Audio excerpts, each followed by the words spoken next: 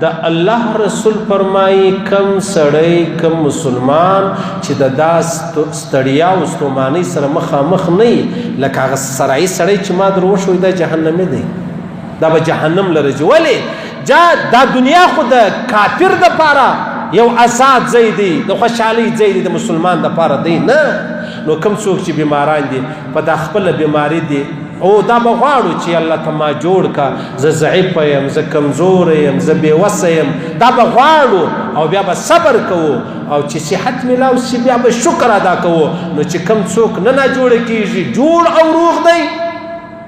په سر کې درد هم نه دی راغلی د غاښ درد هم لیدلی نه دی هر وخت همیشه جوړ او روغ اوسېدلی دی نو محمد رسول الله د خپلو ملګرو څخه یو ملګری وښوی ول که غواړئ چې زه جهنمي ووینم هغه دغه جهنمي دی نو چې دا کومې بیمارۍ پر هر چا باندې ستا په هر شکل کې ستا دا کوم غمونه پر هر چا او په هر شکل کې ستا دا چې دی دا د جنت سبب ګرځي